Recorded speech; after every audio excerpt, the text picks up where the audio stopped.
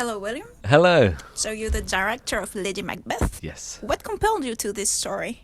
Well, the central character of Catherine, I thought that she was so fantastic. It was unlike anything I'd seen before, certainly from this period, because, the book was written in 1865, but she felt very, very fresh, very original, mainly because the things that she does in the story are so different to what's expected of women from that period. So most women in literature, if you think of like maybe Ibsen's plays or maybe Madame Bovary and Lady Chatterley's Lover and so on, never ever fight back. But what was good about Catherine is that when she is pushed by these men, she kicks back. She's pretty badass with quite violent consequences. And I think that was the thing that really excited me about telling this story. Do you love me? Of course. Do you adore me? Of course. Through hell and high water, I will follow you. You're home. You've acted so very shamelessly and so very stupidly. You will never see that man again.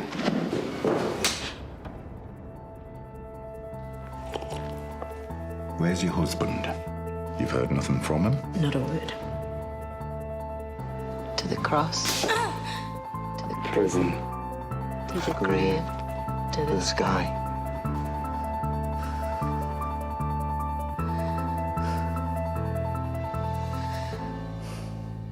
Did you see directly the parallel between rural Russia and rural Great Britain? There are certain things that we had to make sure, for example, was the landscape going to be set the same, roughly?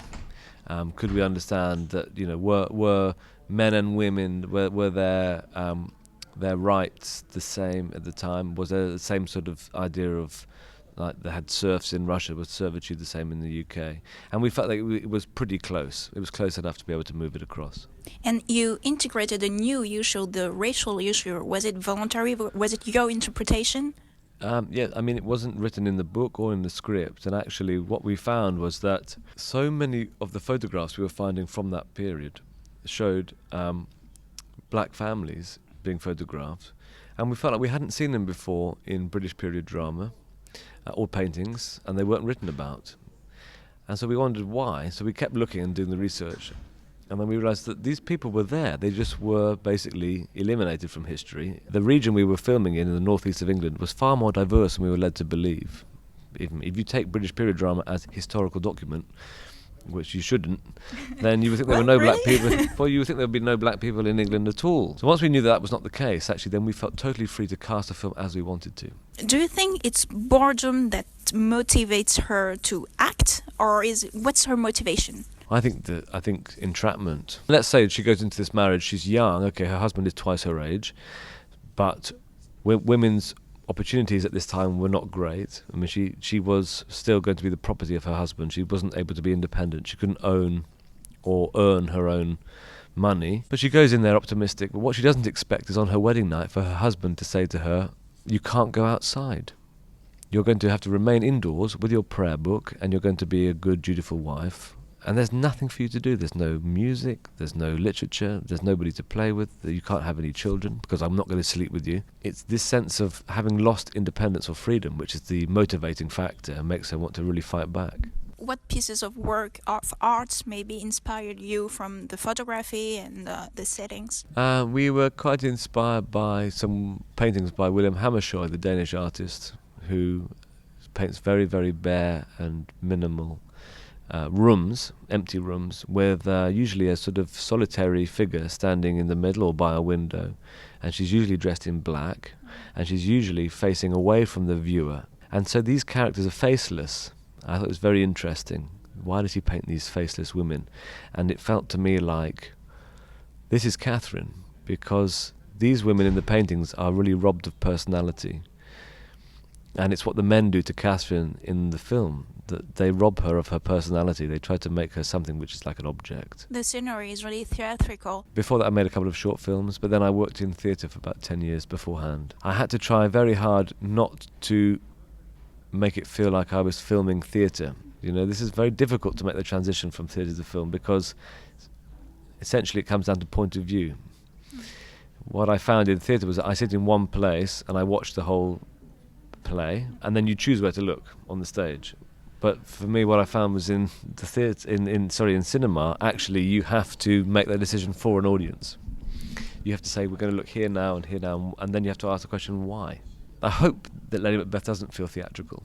I mean, I tried really hard to make it not feel like that. What impacts me the most was that the lack of music. Why didn't you put any music on the scenes? Well, what we wanted to do first of all was to see whether we could get away with, or we could achieve actually, the emotion of the film through performance and through the edit, and not use score to either signpost emotion or to try and sort of underscore to help people what to feel. You know, hopefully I felt we could try and get that through performance. And I think that we did. I think actually what I was really pleased about when we came to the edit was actually it was working without using music. We needed sound, of course, and sound became like a sort of score for us. We always kept it open. We said, as we were showing the film to our executive producers, do you think we need music? And each time they would watch it, they say, no, I think it's actually working without. So then in the end, we just use one piece of music just 3 times just to underscore key moments of the film. Are you the type of directors to give very strict directions, or?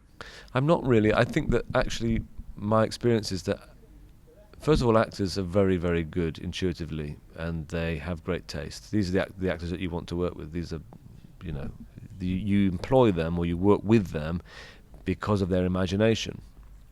So what you have to do as a director is really sort of be there to facilitate the development of the play from the script.